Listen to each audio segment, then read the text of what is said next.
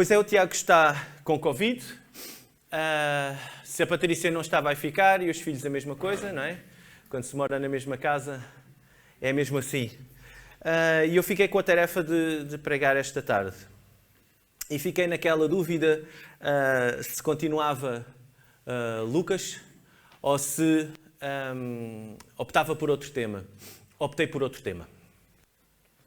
Optei por outro tema porque é uma coisa que eu gosto de pregar todo o início de ano sobre o próximo ano. Ou seja, fazer o balanço do ano anterior e fazer os planos para o ano seguinte. Não sei se se recordam da minha pregação do ano passado. Isso aí era sobre a importância de fazer planos. Muitas vezes nós andamos na vida e nós, como não fazemos planos, não atingimos metas, não conseguimos avaliar o nosso desempenho, não conseguimos avaliar nada. E então é importante que nós façamos planos, é importante que nós façamos metas. E quanto mais concretas, quanto mais claras, quanto mais mensuráveis, ou seja, quanto melhor a possibilidade de eu conseguir medir o grau de concretização das minhas metas, melhor eu vou conseguir avaliar no final do ano se atingi, se não atingi, o que é que correu mal, o que é que eu posso fazer para que corra melhor no ano seguinte. Fica então só o cheirinho da pregação do ano passado. Chamam o ano de 2021 o pior ano de sempre. Já disseram isso em relação ao 20, agora dizem isso ao ano 21. E eu lembro-me de onde eu trabalhava, todos os anos fazia-se uma festa e os discursos eram sempre a mesma coisa. Vocês acham que este ano foi difícil? Para o ano vai ser pior. Pronto, logo um grande ânimo. Sabiam animar o pessoal. Mas não é isso que eu quero fazer. É importante nós olharmos para 2021, ver de facto aquilo que correu mal e tentarmos animar em relação a isso. Se eu te pedisse para dizeres uma coisa que correu mal em 2021, o que é que tu dirias? Uma coisa que correu mal em 2021. Alguém quer arriscar? Alguém quer dizer alguma coisa? Olha, eu acabei logo o ano mal, com o diagnóstico a dia 30 que estava positivo de Covid. Eu acho que afetou mais o facto de não poder sair do que propriamente não sair. Ou seja, o facto de me obrigarem a ficar em casa, eu acho que sofri mais com isso, porque eu estava bem em casa, não podia estar melhor. Então, isso afetou-me. Alguém quer dizer alguma coisa? Uma coisa que correu mal este ano? O tempo que desperdicei. O tempo desperdiçado. Ok. Dá que pensar. Nós gastamos muito tempo mal gasto. Gastamos muito tempo mal gasto. E se formos sinceros para connosco, nós vamos encontrar muita coisa que gastamos mal o tempo. Mais? Covid. Sim, já falámos. Isso já estamos fartos. O que é que correu mais mal este ano? Talvez um negócio que não correu tão bem. Dificuldades no emprego. Um relacionamento que não está a levar exatamente para onde eu estava à espera que levasse. Escola, trabalhos, colegas, vizinhos. Pregamos pouco. Evangelizamos pouco. Diz? Podia ter evangelizado mais. Evangelizámos pouco, não é? Falámos pouco da palavra de Deus. Podia ser mais, não é? De facto, nós lidamos com muita gente e não falamos de Deus a todos, não é? Às vezes estamos à procura do momento certo, das coisas certas. A alguns foi-lhes diagnosticado doenças. A outros, o ano 2021 foi só o fim do ano mau para um início do ano igualmente mau, ou difícil na escola, ou financeiramente, continuar com a corda a apertar, os meses a serem cada vez mais curtos, não é? Estamos a falar de ordenado, não é? Relacionamentos, etc. Peço desculpa. Pronto. Para o pessoal que está lá em casa, estão seguros. Este aqui, o pessoal está todo infectado. Não há de ser nada. Tantas vezes nós utilizamos um versículo para nos consolarmos uns aos outros. Aquele versículo de Romanos 8, 28. Alguém sabe? De cor, alguém quer arriscar?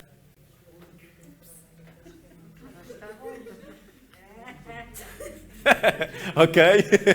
O Tomás pregou-me uma partida. Alguém quer ler?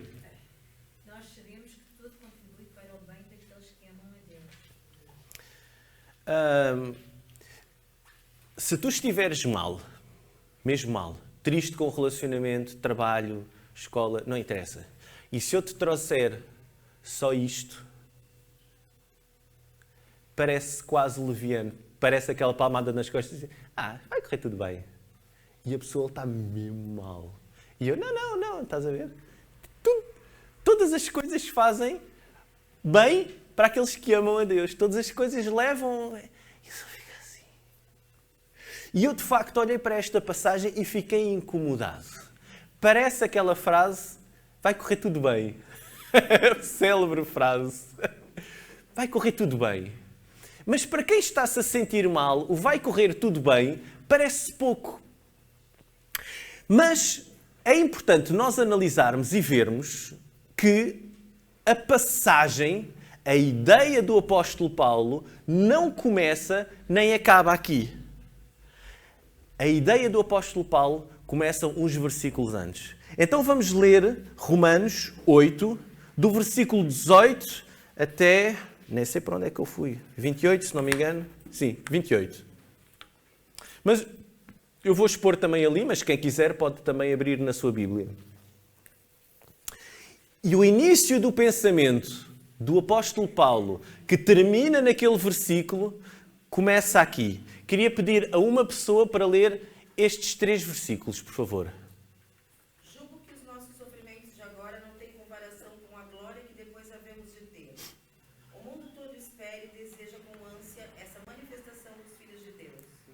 Na verdade, o mundo ficou sujeito ao fracasso, não por sua vontade, mas porque era esse o plano de Deus. Entretanto, Deus manteve-o sempre nesta esperança. Um dia, continua? Não. Outra pessoa, se faz favor. Um dia o mundo será libertado da escravidão e da destruição para tomar parte na gloriosa liberdade dos filhos de Deus. Bem sabemos que até agora o mundo todo geme e sofre como se fossem dores de parto. Outra pessoa para ler o próximo slide. Só o universo, mas também nós que já começamos a reclamar os dons do Espírito. Receber. Sim. Hã? Receber os dons do Espírito, sim. Nós sofremos e esperamos a hora de sermos adotados como filhos de Deus, a hora da nossa total libertação. De facto, nós já somos salvos, mas é na esperança quando se vê aquilo que se espera e não, então já não é esperança. Pois como é que alguém espera aquilo que já está a ver? Outra pessoa para ler o próximo. Mas se nós esperamos aquilo que não vemos, esperamos com paciência. Da mesma maneira, também o Espírito nos ajuda a nós que somos fracos. Com efeito, nós não sabemos orar como convém, mas o próprio Espírito pede a Deus por nós, com gemidos indescritíveis. Deus que vê, mesmo dentro dos próprios corações, conhece o que é o que o Espírito deseja, porque este pede conforme os desejos de Deus, em favor dos que lhe pertencem. Nós sabemos que tudo contribui para o bem daqueles que amam a Deus, dos que são chamados segundo o seu plano. Ok, vamos descascar um bocadinho esta passagem. Agora as coisas começam a fazer um bocadinho mais sentido, não é? Começamos logo no versículo 18. Tomás, se faz favor. Julgo que os nossos sofrimentos de agora não têm comparação com a glória que depois havemos de ter. Ou seja, nós temos sofrimentos, nós temos dificuldades, nós temos coisas que nos custam muito sobreviver e viver aqui na Terra. Mas aqui o apóstolo ajuda-nos a olhar para a eternidade, para quando nós estivermos com Deus. Ou seja, em vez de nós estarmos a olhar para os 80 anos, 90 anos, se chegarmos a velhinhos, não é? Estes 90 anos não são nada comparado aos 90 mil anos, 900 mil anos de que é a eternidade.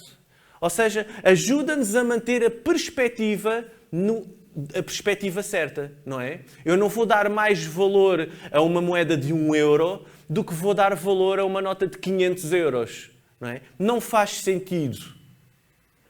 As coisas têm de ser colocadas no aspecto certo. Ou seja, eu estou a sofrer agora é que me está a doer, e dói, mas não começa e não acaba aqui. Eu vou ter uma vida eterna, sem sofrimento e sem problemas. De facto, há esperança. No versículo 19, nós podemos ler: o mundo todo espera e deseja com ânsia essa manifestação dos filhos de Deus. Versículo 20, na verdade o mundo ficou sujeito ao fracasso. E de facto nós vemos que todo o mundo, todas as coisas que Deus tinha planeado perfeitas no jardim do Éden, não é? Foram sujeitas ao fracasso. Porquê? Porque entrou o pecado humano. E de facto, se eu vou na estrada, faço tudo certo, posso levar com o carro de uma pessoa que não cumpriu as regras da estrada. Mas eu estava a fazer tudo bem, é injusto. Tem a ver com o pecado da humanidade. E de facto, muitas vezes nós sofremos por causa do erro dos outros. Faz parte do sistema em que nós estamos, porque entrou o pecado. E infelizmente, não só nós sofremos pelo pecado dos outros, como também fazemos os outros sofrer por causa do nosso pecado, por causa das respostas que nós damos. Porque às vezes também não olhamos para todo o código da estrada como devíamos cumprir, não é?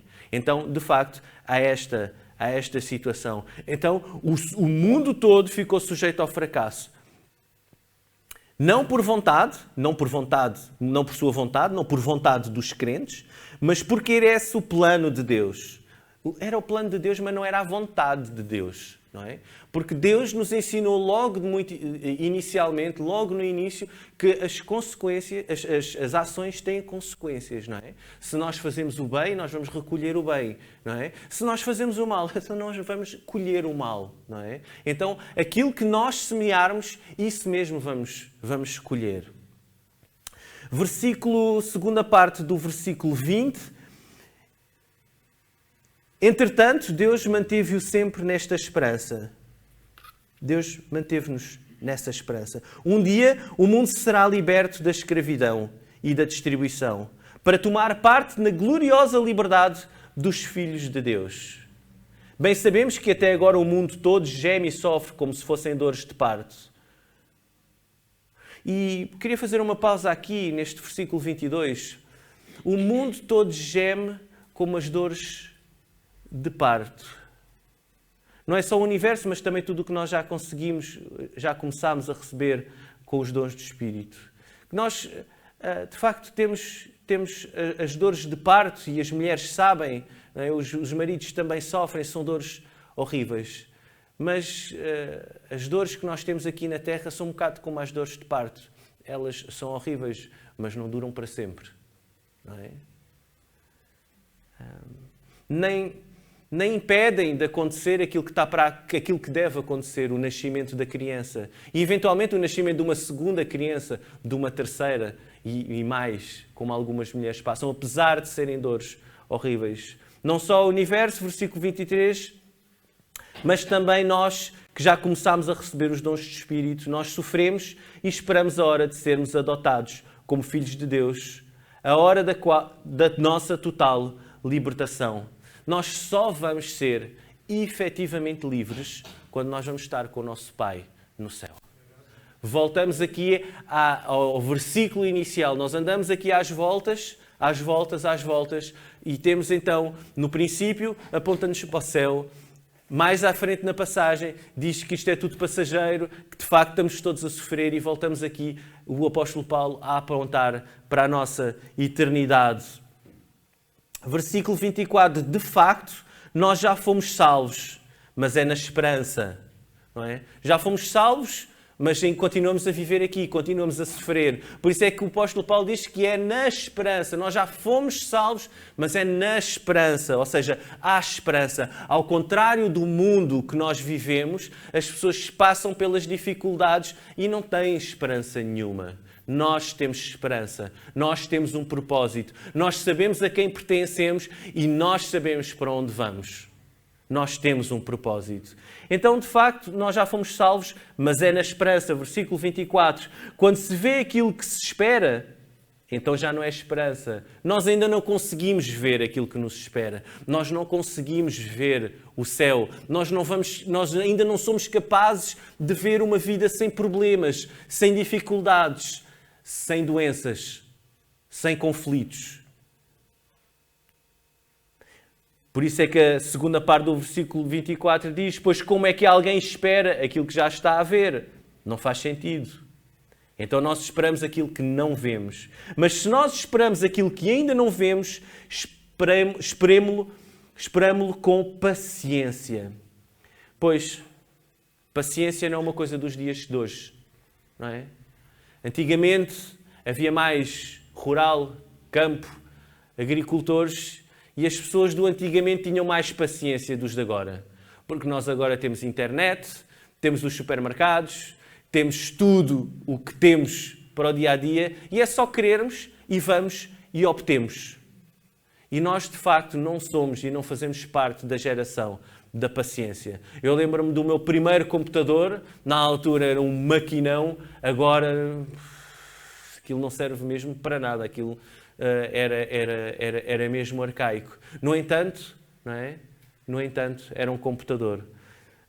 De facto, nós que não vemos, custa muito passar por algumas coisas que temos passado e falar de paciência. É um problema quando alguém está em sofrimento físico, emocional e financeiro. Se nós estamos nessas dificuldades, é difícil ter paciência. Porque como tudo, como quando a gente se queima, a gente quer que aquela dor desapareça. Água fria, não é? E é isso que nós queremos.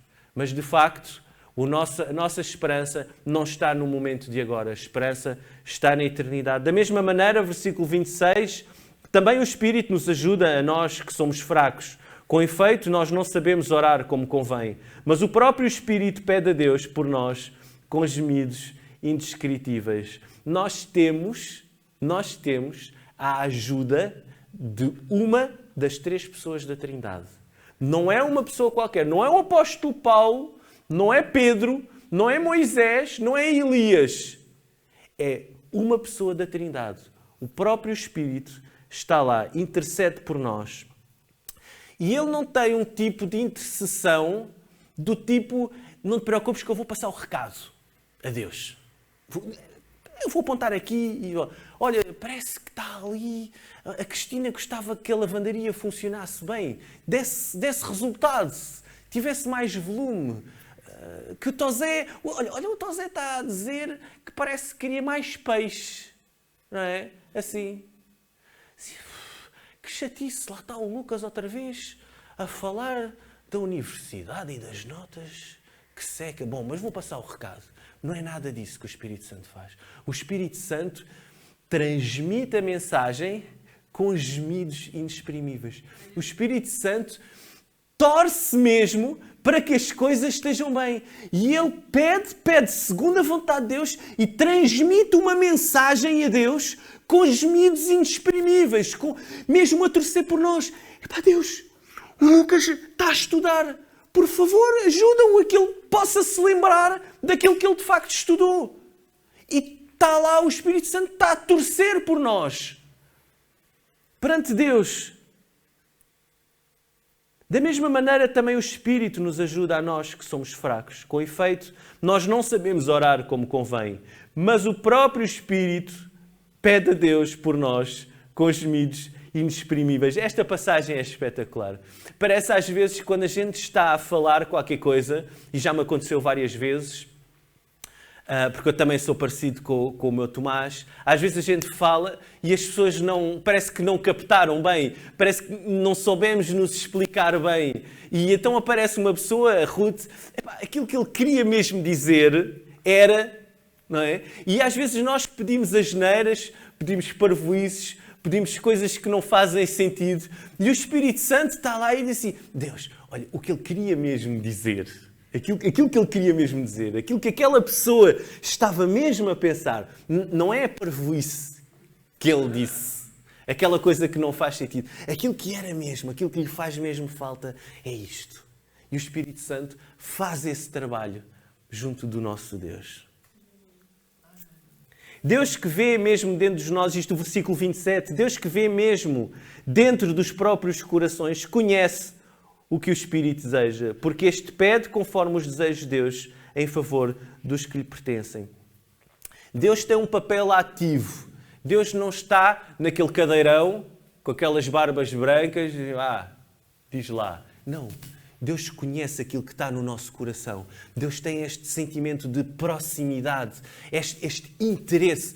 De facto, nós somos muitos no planeta, não é? E cada um tem a sua vida, cada um tem os seus interesses, cada um tem os seus momentos de alegria, de tristeza. E Deus conhece esses todos. Deus está a par disso tudo. E quando nós temos alguma necessidade, alguma dificuldade, algum problema, alguma situação que nós não sabemos muito bem lidar, Deus está a par. Deus está lá. Temos o apoio do Espírito Santo que nos ajuda. Porquê? Porque Deus quer o melhor para nós. Deus não é indiferente ao teu problema. Deus não é indiferente à tua situação financeira. Às vezes a gente diz assim, poça Deus, não é? Mas já estou assim há 2 anos, não é? Sempre a contar os cêntimos. Pois, mas tens comido, não tens? Não é? Preocupes. Se não for aqui na terra, lá em cima vais ter ruas de ouro e de cristal, não é? É o que diz a Bíblia, não é? E então, aquilo que nós temos é mesmo de ter esta paciência, porque todas as coisas, de facto, contribuem para aqueles que amam a Deus. E Deus conhece.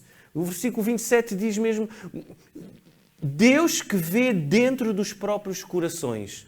O coração não é aquela bomba, não é aquele músculo, quando a Bíblia fala. É o nosso centro de motivação. Aquilo que nos leva a fazer, aquilo que nos leva a dizer, aquilo que está mesmo, que nos faz andar, não é? E Deus conhece estas coisas que estão no nosso coração. E Deus não é indiferente. E de facto, como acaba com o versículo 28, nós sabemos que tudo contribui para o bem daqueles que amam a Deus. Dos que são chamados segundo o seu plano. Agora sim, dá para perceber um bocadinho melhor este versículo. Não é vai correr tudo bem, não te preocupes. Não. O que quer que aconteça, qualquer situação que surja, primeiro, é normal. Estamos na Terra. Nada de novo. Segundo, melhores dias virão, porque vamos para o céu. Terceiro, estou seguro, porque Deus conhece todas as coisas e tem um plano. Ele tem um plano para a nossa vida. E quarto, posso estar descansado porque o meu amigo, aquele Espírito Santo que me quer bem, ele vai traduzir, vai interceder por mim, vai torcer por mim. 2022 vai ser, de certeza, um ano de desafios, dificuldades, problemas, lutas, lágrimas e dor. Mas não é a primeira vez que isso acontece, pois não? Já nos lembramos que já tivemos muitas vezes lágrimas, dificuldades, dor. Ainda cá estamos. Isso acontece e aconteceu a muitos heróis da fé. Pessoas que nos habituámos a admirar pelas suas grandes conquistas, essas pessoas também já passaram por isso. Vamos ver, por exemplo, Noé. Noé, para salvar a espécie humana e animal, teve de construir uma arca muito grande. Sem ajuda. E com o pessoal todo a mandá-lo abaixo. Tu não vais conseguir, aquilo que estás a fazer é uma asneira, isso não passa para a cabeça de ninguém, onde é que vai ver essa chuva toda e não vai acontecer nada, vais ver. E o tempo passou e lá estava ele com as tábuas e os outros todos, eles mesmo parvo, está a chover alguma coisa. Não, mas ele continuou, dificuldades, tudo a mandá-lo abaixo, dificuldade de encontrar os materiais para fazer a arca, dificuldade para arranjar mão de obra para construir a arca, dificuldade das pessoas todas a mandar abaixo, a dizer que ele não prestava e que não sabia o que é que estava a fazer. Jó teve de perder tudo. Jó tinha uma fortuna incalculável. Jó tinha muitos filhos. Jó tinha uma saúde de ferro. Mas Jó perdeu tudo isso. A transformação de Jó foi tal que ele, no final do livro de Jó, Jó 42:5, ele diz assim: depois disto acontecer tudo, depois dele perder tudo, dele ter tudo e perder tudo, só não perdeu a mulher que estava sempre a mandá-lo abaixo. É preciso ter azar. Ele perdeu tudo menos ela. Os filhos morreram, perdeu a fortuna, perdeu a saúde, perdeu tudo. Mas ele no fim diz: eu antes, dirigindo-se a Deus, eu antes conhecia-te de ouvir falar.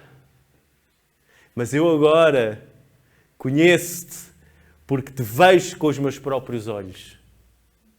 E de facto, as dificuldades normalmente chegam-nos mais perto de Deus. A fartura normalmente leva-nos para outros sítios, para férias, para copos, para almoçaradas, jantaradas, para coisas, e andamos distraídos. Mas é curioso como é o ser humano. Quando estamos com dificuldade, quando o coração aperta, estamos mais perto de Deus. O exemplo de Abraão.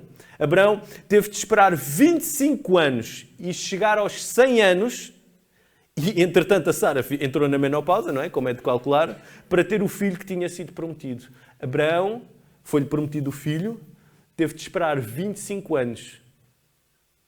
Tinha a cerca de 75 anos quando Deus lhe disse: olha, vais ter um filho. Bom, naquela altura os homens ainda se aguentavam mais ou menos à bomboca, alguns pelo menos, não é? Mas teve de esperar 25 anos. Quando chegou o filho, já ele tinha à volta de 100 anos. E entretanto, Sara já estava na menopausa. Mas teve, porque estava prometido, porque para Deus não há limites. No entanto, teve de ter paciência. Outra vez, aquela palavra chata que estava no versículo, na passagem que nós lemos. Paciência, não é? Elias, antes de vir fogo do céu, não é? Antes de fazer aquele milagre, não é? Ele teve de enfrentar o rei, teve de enfrentar, ainda pior, a rainha.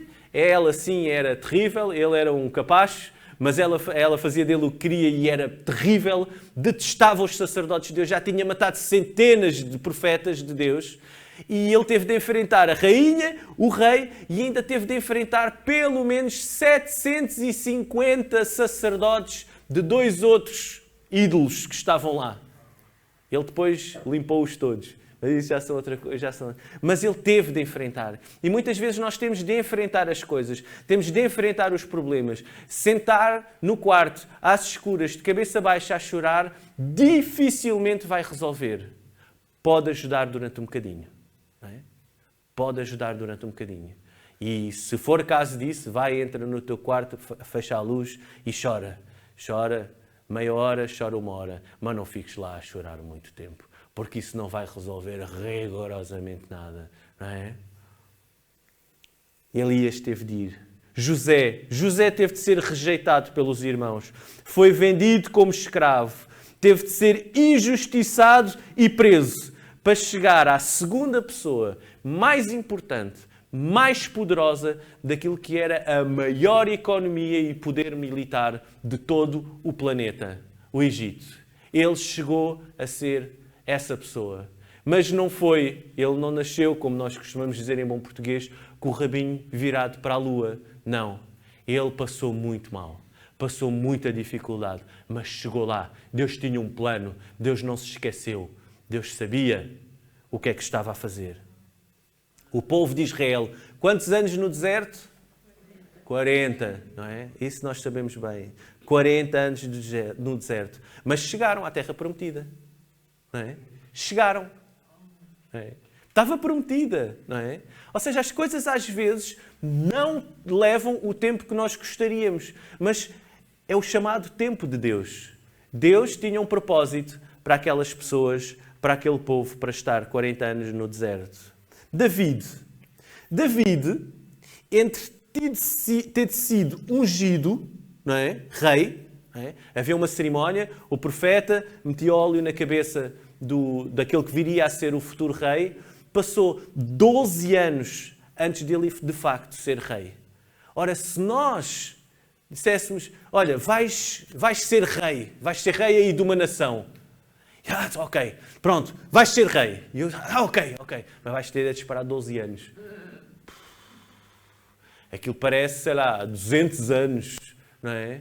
Porquê? Porque, não é? Queremos. E nós estamos a dizer que já sabemos quando é que vamos ser, mas Davi não sabia. Será para o mês que vem? Será para a semana? Será?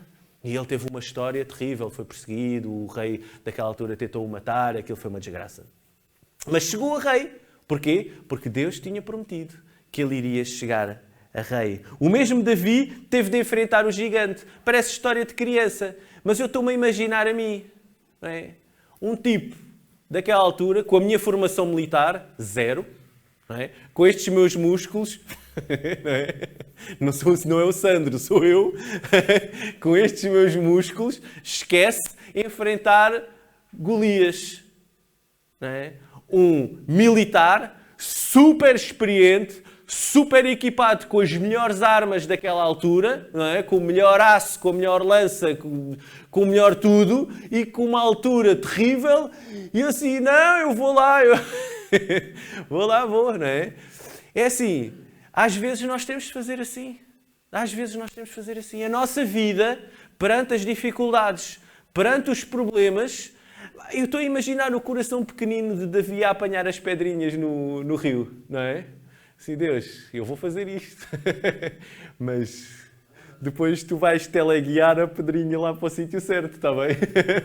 Pronto, não é? De facto, é preciso ter uma grande coragem, às vezes, para enfrentar alguns problemas, alguns desafios da nossa vida que parecem intransponíveis, como aquele Golias. Mas ele caiu. E Davi cortou-lhe a cabeça. Daniel, que história tão linda, não é? Foi parar à cova dos leões, não é? Foi lançado aos leões. Mas Deus tinha feito um milagre se ele não tivesse sido lançado na cova dos leões. Ainda hoje lembramos de Daniel, que orava a Deus 3 vezes ao dia, virado para a nação dele, não é? Para o território que era antes do povo dele e onde eles viviam. E ele orava a Deus e pedia. E por causa disso foi lançado na cova dos leões. E podia ter sido o fim, como foi para o fim para muita gente, porque os leões já lá estavam, já tinham comido uns quantos durante alguns tempos, não é? E depois provavelmente foram. Mas Deus fechou a boca aos leões. Os próprios amigos de Daniel. Os amigos de Daniel também tiveram um aperto muito grande. Eles foram lançados numa fornalha onde cabiam pessoas inteiras. Aquilo era tudo brasa. O mau feitio do imperador ainda disse para aquecerem aquilo 7 vezes mais. Há relato na Bíblia que eles estavam a lançar a lenha lá para dentro e só de se aproximar morreram. Mas aqueles amigos estavam lá dentro. E chegou uma altura que o imperador disse assim: quantos é que pusemos lá dentro? 3. Estão lá 4. A andar lá dentro. Coisa fantástica. E um parece que tinha, não é? Feição, figura de um Deus, não é? De facto, Deus não deixa o seu povo sozinho. E de facto, às vezes, é quando estamos na fornalha, quando estamos na dificuldade, que nós vemos Deus agir e Deus fazer. E Deus estava lá, de facto. Jesus teve de morrer para irmos para o céu. Também é um exemplo de se ter dado, não é? E é muito importante. Este ano de 2022, não sei se vais ter de construir uma coisa gigantesca como Noé. Não sei se vais perder tudo como Jó, não sei. Não sei se vais ter de esperar mais 25 anos para ver o resultado do teu pedido, como Abraão. Não sei se vais correr o risco de vida, como Elias, ou rejeitado, injustiçado, vendido, preso, como José. Não sei se vais ter de andar mais 40 anos no deserto, como o povo de Israel, ou esperar 12 anos, ou enfrentar um gigante como David. Não sei se vais ser lançado numa cova com leões, como Daniel, ou numa fornalha, como os seus amigos. Nem sei se vais ter de morrer para salvar a vida de alguém durante o ano de 2022. Mas aquilo que eu sei que nada acontece por acaso. Nada foge ao controle de Deus. E tal como Paulo, nós podemos dizer que nós sabemos que tudo contribui para o bem dos que amam a Deus. Coríntios 12:10 diz: tenho, pois, alegria nas fraquezas, nos insultos, nas privações, nas perseguições, nas dificuldades, pois que as suporto por amor de Cristo, porque quando estou fraco, é então que sou forte. O pastor Hugo Pinto, naquelas meditações que nós temos da vitamina, ele faz o seguinte comentário que eu gostei muito. Certa vez, o apóstolo Paulo estava a passar por uma grande dificuldade na sua vida. De tal maneira o afetava e magoava que chamou-lhe de espinho. O chamado espinho na carne. Orou várias vezes, 3, para Deus tirar esse espinho. E a resposta de Deus foi a seguinte: a minha graça te basta. É na fraqueza que o meu poder melhor se revela. Isso vemos em 2 Coríntios 12, 9. Aquilo que Paulo chamava de espinho, isto é o comentário do pastor Hugo Pinto, continuação, aquilo que Paulo chamava de espinho, Deus chamou de pão. Por isso, não o removeria do menu. Ou seja, aquele espinho, aquela dificuldade, aquela coisa que tanto incomodava Paulo, que alguns dizem que é uma doença, outros dizem que é um demónio, não se sabe. Podemos inventar à brava quando não está escrito, podemos dizer o que quisermos, não é? E dificilmente, se calhar, vamos acertar. Mas era uma coisa que, de facto, incomodava muito Paulo, tanto que há registro de ele ter pedido para Deus o salvar e para Deus lhe tirar isso. Mas ele acabou por chamar-lhe pão, como o pastor Hugo Pinto às vezes diz. Pão é aquela coisa que nós comemos todos os dias, banal, não é? Então, ele chamou essa dificuldade pão. Por isso, ele não o removeria do menu. Então Paulo passou a dizer-se: assim sinto-me feliz nas fraquezas, para que o poder de Cristo possa trabalhar através de mim. Tenho, depois, alegria nas fraquezas, nos insultos, nas privações, nas perseguições, nas dificuldades, pois que as suporto por amor de Cristo. Porque quando estou fraco, é então que sou forte. Esta lista de coisas que Paulo considerava espinhos e costumava lamentar, as fraquezas, os insultos, as privações, as perseguições, as dificuldades, ele aprendeu-lhes a chamar-lhe de pão e sentir-se feliz. Entendeu que essas coisas, ainda que o fragilizassem, possibilitavam a manifestação do poder de Deus, facilitavam a vontade de Deus, tornavam-no mais forte, empurravam-no para grandes milagres e conquistas. Como é que tu chamas? Espinho ou pão? Isto é o que traz a diferença entre lamentares ou seres feliz, entre desistires ou conquistares. O que tu precisas, o que eu preciso, não é a ausência de dificuldades, é a presença de Deus que pela sua graça transforma dificuldades em oportunidades, adversidades em vantagens, tragédia em triunfo, fraqueza em força. Vamos agarrar 2022 pelos colarinhos. Fazer de um ano cheio de vitórias. Vamos pegar em 22 e vamos pegar num ano em que Deus se revela nas nossas vidas. Um ano em que nós fazemos a diferença na vida das outras pessoas. Um ano em que nós não somos esmagados por aquilo que nos acontece. Aquilo que nos acontece vai servir para nos fazer crescer. Aquilo que nos acontece, aquilo que anda à nossa volta vai nos fazer vitoriosos, porque não há vitória sem guerra. Não há libertação sem sermos agarrados, não é? Sem sermos presos. Por isso, Deus, que está acima de todas as coisas, nos vai dar esta vitória, porque todas as coisas cooperam para aqueles que amam a Deus. Vamos orar ao nosso Deus. Obrigado, Deus, porque Tu és bom e Tu estás consciente e Tu estás perto das nossas vidas e Tu queres fazer de nós pessoas maiores, queres fazer pessoas de nós melhores, queres fazer de nós pessoas vitoriosas. E nós queremos te entregar de uma forma muito especial deste ano que já começou, o ano de 2022.